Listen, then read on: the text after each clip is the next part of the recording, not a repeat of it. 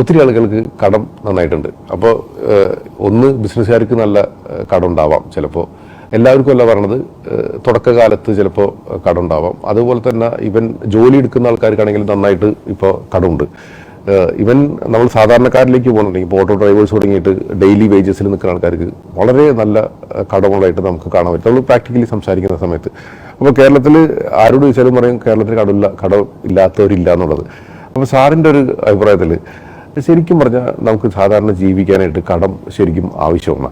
കടം എടുക്കേണ്ട ആവശ്യം വരുമ്പോൾ എടുക്കണം, പക്ഷെ നമ്മളത് വളരെ സൂക്ഷിച്ചിട്ട് എടുക്കണം. ഏറ്റവും പരമാവധി കുറച്ച് എമൗണ്ടിൽ ഒതുക്കാൻ പറ്റിയെങ്കിൽ ഒതുക്കണം. ഞാൻ ആദ്യമൊക്കെ പറയും, എനിക്ക് തുടക്കത്തിലൊന്നും ലോൺ കിട്ടിയിരുന്നില്ല ബാങ്കിൽ നിന്ന്, ബാങ്കുകാർ മടിച്ചു നിൽക്കുകയായിരുന്നു.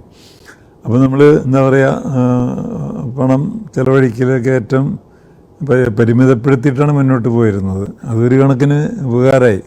പിന്നെ എൻ്റെ ഒരു ബേസിക് നേച്ചറിൽ ഞാൻ എന്താണെങ്കിലും സൂക്ഷിച്ചേ ചിലവ് ചെയ്യുള്ളൂ.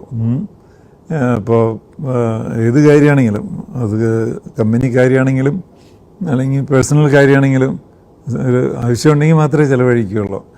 അപ്പോൾ അങ്ങനത്തെ ഒരു ഫിനാൻഷ്യൽ ഡിസിപ്ലിൻ എല്ലാവർക്കും ഉണ്ടായാൽ നല്ലതാണ്. പ്രത്യേകിച്ച് ഞാൻ പല ഫോറത്തിലൊക്കെ പറയാറുണ്ട്, ബിസിനസ് വളരണമെങ്കിൽ അത് വളരെ ഇമ്പോർട്ടൻ്റ് കാര്യമാണ്. പലപ്പോഴും പലർക്കും പറ്റാറുള്ളത്, ഒരു സ്റ്റേജ് കഴിഞ്ഞ് സ്ഥാപനം വളർന്ന് വലുതായി ധാരാളം ടേൺ ഓവർ ആകുമ്പോഴേക്കും അവർ ഒന്നും കൂടി ലാവിഷാവും എല്ലാം കൊണ്ടും. എന്നിട്ട് ബാങ്കാണെങ്കിൽ വാരി വലിച്ച് കടം കൊടുക്കുകയും ചെയ്യും. അത് ഫ്ലഡ് ചെയ്ത് കടം കൊടുക്കുകയും ചെയ്യും. പിന്നെ അവസാനം കുറേ നാൾ കഴിയുമ്പോൾ അതിന് എന്തെങ്കിലും ഒരു ചെറിയൊരു സെയിൽസിൽ കുറവൊക്കെ വരുമ്പോൾ പിന്നെ ഒരു റീപേ ചെയ്യാൻ പറ്റാണ്ട് വരുന്നു, അതൊരു ട്രാപ്പിലേക്കാവുന്നു. അത് സ്ഥാപനങ്ങളുടെ കാര്യത്തിൽ മാത്രമല്ല, വ്യക്തികളും അങ്ങനെ തന്നെയാണ്. ഇപ്പോൾ എനിക്ക് തോന്നുന്നത് ബാങ്കുകാർ വളരെ ഈസി ആയിട്ട് ലോൺ കൊടുക്കും, കാരണം മാസ ശമ്പളം ഉണ്ടെങ്കിൽ.